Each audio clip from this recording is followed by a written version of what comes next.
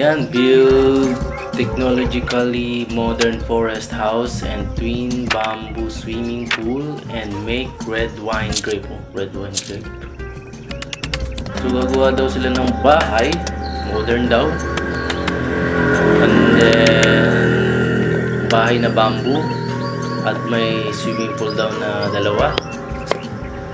Make red wine grape. Doon ako interesado sa red wine grape. Ano kaya yun? Ayan, mga poste. Ayan. So, taas na naman to. Sa taas yung bahay.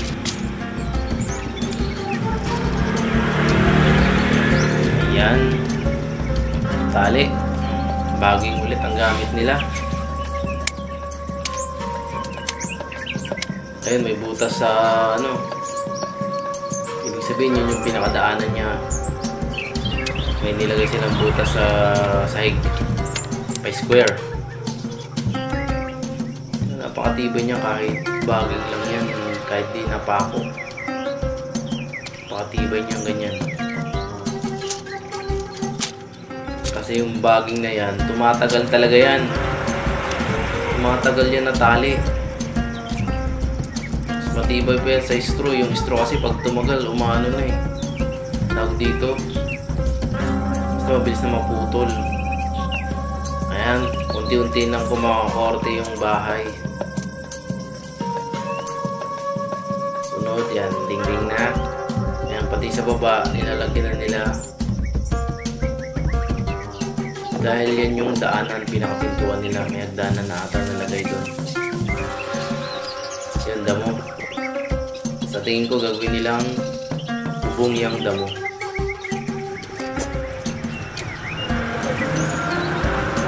Bubong nga ba? Ay hindi. Ay bubong. Bubong nga. Bubong yan. Pwedeng bubong, pwedeng dingding. Galing ah. Pero bubong talaga yan. Galing ng bubong yan ah. Kasi dito sa atin, sa Pilipinas, pawid.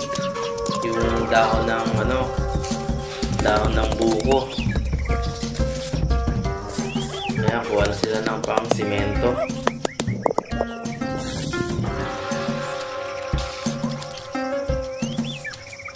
Simento na sila.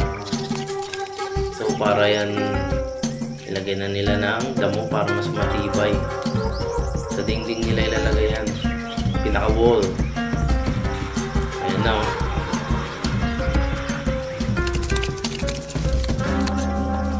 Dami nilang ginawa.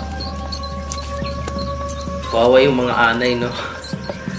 Yung bahay lagi nila yung pinagdidistitahan. Dami ng mga anay. Lukot ng mga gumagawa ng bahay-bayan. Lagi na lang itong bahay natin ang sinisira. Ayan, di mawawala yung ilaw-ilaw sa lampara nila. Gabi na. So ipagpapatuloy na nila bukas. Gabi na ba? Tanghali. Gabi na nga. Yan. Kinabukasan. Yan. Bagong trabaho. Umay sila ng lupa. Saka nilalagay yung lupa. Ayan. Yan yung swimming pool nila. Diba? Twin swimming pool nakalagay. Yan. Kabilaan, kaliwa kanan yung swimming pool nila. Yan na naman, anay. Sabi ng mga anay, ano Ben, lipat tayo ng lipat ng bahay. Pagagawa nila ng ganyang content, no? Ilang bahay na kaya ng anay yung nasisira nila. Yan, patitigasin nila yan dyan. Siyempre yung matigas, yung parang semento na talaga kasi lalagyan nila ng tubig yan. Ayan o. Bilis nila magtrabaho, pangalawang araw yan. Kawayan. So, lalagay nila yan sa swimming pool tulad nung napanood ko nakaraan. Yan yung ginawa mismo na pang sahig sa swimming pool nila. And then, sa gilid. Effective. Kasi nga, kung papatungan ng tao, lalambot. Maganda na yung may kawayan kasi mas titigas siya. Ayan. Galing, no?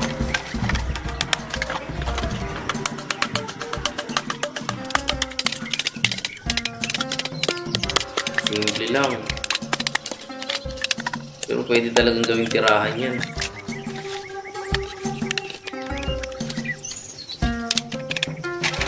Ayan, paligid ng pinaka-design niya. Gagawa na nila ng design yung bahay. O, pinaka-wall niya. Simple lang yung bahay, no? Pero di ko alam pag bumagyo, ha. Kung hindi malulusaw yan, ha. Hindi natin alam. Pero dahil may kawayan, ay, wow, sarap ng ganda ng post. In Albion, no matter where you go, your mouth will accompany you on your journey. Perhaps. Namimiss ko maligo sa post. Ay, ninigiba na nila. Kaya napaksimple lang ang bahay ng ginawa nila. Namimiss kong mag-rides at maligo sa mga post. Yan, kanya-kanya silang ikip. Tigil sila. Bilis na puno. So, 2 araw lang ginawa nila yung bahay na yan. Ligo!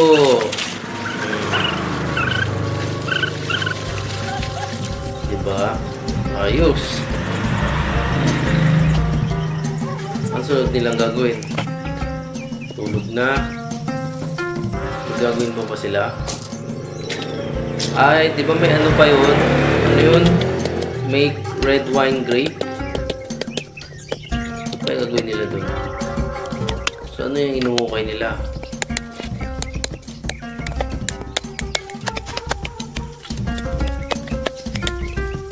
Tingnan natin.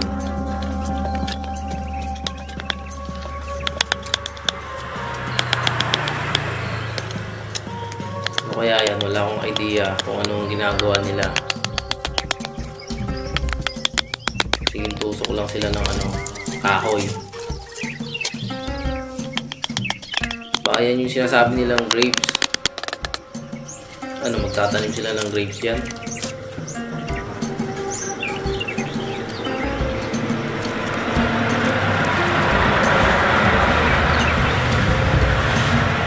Maganda rin manood talaga ng mga ganito kasi may matututunan ka. Halimbawa, bumili ka ng isang lupa, ayan, pwede kang gumawa ng ganyan, rest house lang, bakasyunan, kahit ganyan lang kasimple.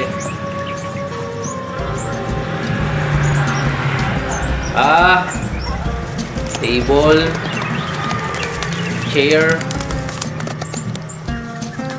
wala may bibili.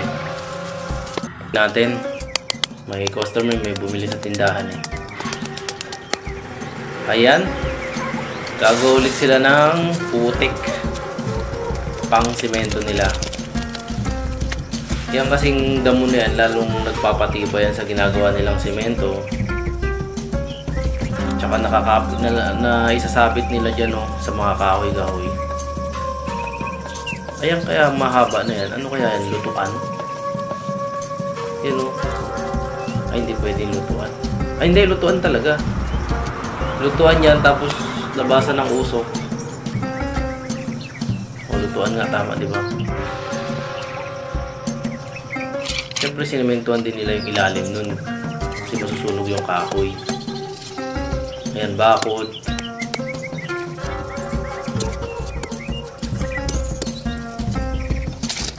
Ayan, sige, pag pumasok ka, tusok ang puwet mo. Nakura na nila.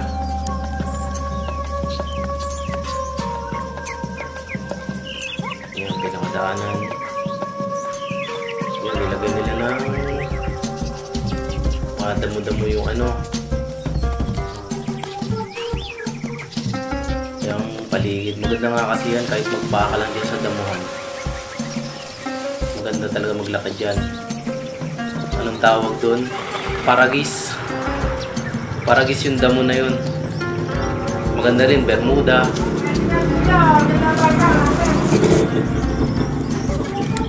Next, kukunin nila ano kaya? Ayan na yata yung grapes na sinasabi.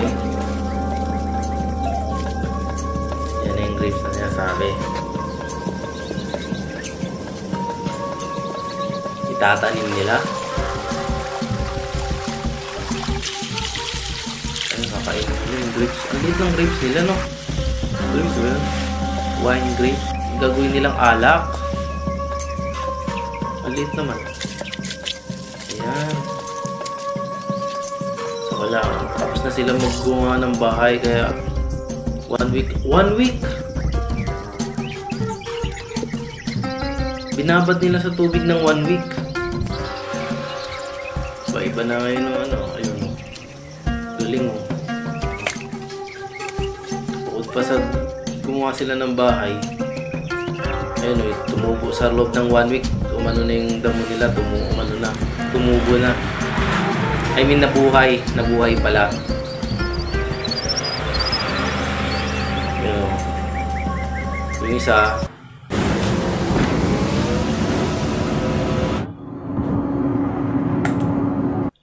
Baka yung isa mangingisda. Mangingisda yan.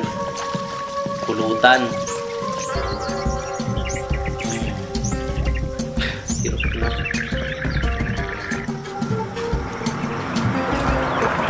Huli. Isa lang kailangan nila. Gusto naman nakahuli ng isda yun. Hindi ka talaga makugutom dyan sa bundok. Kung marunong ka talaga. Tawa na, no? Hindi pa sila lasing yan. Hindi pa kayo lasing eh. Parang na kayong lasing. Pinantok sila kay Hintay. Ah! Ayun pala yun. Ano po? Yung pala yun. Tapos nagiging tubig yun, no? Pumapatak. Alak na. Bali yung binabad nilang grapes ng 1 linggo. Tapos yung pinakuluan nila. Ayan. Pumapatak. Ayan na yung alak nila, oh. Cheers. Ayos, ha. Galing. Oo, ha. May naano na kayo, ha. Kung paano gumawa ng alak, ha. 1 linggong gawang alak yun. So ayan, pagkatapos nyan, swimming na. Hindi pa kayo nalalasing, ha. Cheers.